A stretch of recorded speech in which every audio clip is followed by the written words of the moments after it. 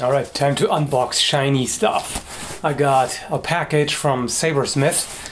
This is something for review. We're talking about a few potential swords that I could review, and I don't know which one they went for. So it'll be a bit of a surprise for me and certainly one for you. Unless you've seen Saberforge before and know what they have. Link will be in the video description, of course, as usual. Yes, I'm pointing at my crotch with a knife. What's wrong with that? Just regular things. Okay, so we shall peek inside. The sound of bubble wrap.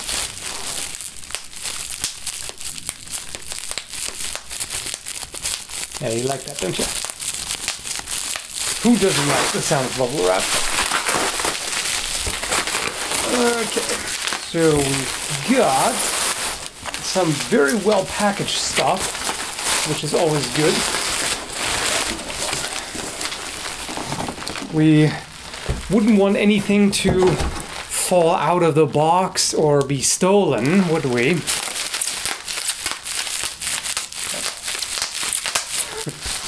Before this turns into some weird bubble wrap fetish porn. Calm down, YouTube. I just said porn, but that's not what this is. You know how it goes sometimes. Sabersmith Inc. This is something about our swords and company, handcrafted in our shop in Sunfield, Michigan by our team of 10 craftsmen. Blades are 1075 high carbon steel, all full tang construction. Blades are heat treated to HRC 56 to 58 on Rockwell scale. Lifetime guaranteed for standard sword use. Yes to tatami mats, blade on blade or fruit ninja. No to chopping down oak trees, etc. Obviously. Before anybody makes jokes, I'm never chopping down full trees. I'm doing some wood chopping, but within reason. Dull training swords or razor edges are available on request. Razor edges, huh? Well, we'll see about that. Most designs are based on historic ideas, but all have our own style and flair. Fully custom orders are available, but our specialty is designing and building our own work, whether for production or one-of-a-kind pieces. We attend 8 major Renaissance festivals around the United States: Arizona, California, Georgia, Wisconsin, Michigan, Minnesota, Massachusetts, and North Carolina. Thanks and enjoy your new blade. That's nice. It's quite nice paper too. You probably can't see that too well, but it's kind of antique looking paper. Okay. Need something sharp to unbox something sharp. That's how it goes. Okay, so this is already looking pretty neat. Oh, that's nice. So here is the scimitar. See, do I have to cut? No, there we go. Oh man, that's a very curved blade. This is exactly one of the reasons why it caught my eye. Extremely strongly curved blades are quite nice. You know, a lot of people when they think curved blade immediately think of the katana. They aren't actually all that curved, really. This is strongly curved. I mean, come on. If you're gonna claim that curved blades are superior to straight ones, then get something like this. That is seriously curved. And, oh, that's really interesting. I'm liking the handle wrap here. This cross wrap.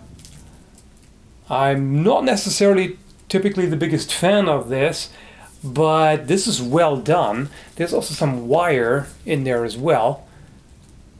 I don't know, on the small screen it looks like the lighting isn't very good, but I'm surrounded by video lights, literally. I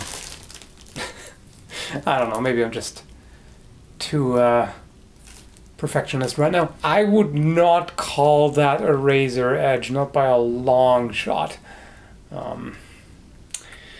Yeah, I'm gonna have to do some work on this, unfortunately.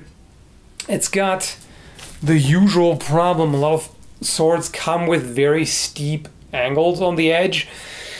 So that makes it difficult to put a good edge on, because you need to grind off a lot of these shoulders there and to make it taper more. So that's a bit of an issue. What is nice though is that there is a false edge here. Glack. I don't know what's up with my voice right now. That's a very unconventional pommel, but you can grip it. That's good. That feels pretty good, I've gotta say. First impression, it's definitely a good weight. Like, it's got some heft to it, but it's not particularly heavy by any means. It feels like a sword.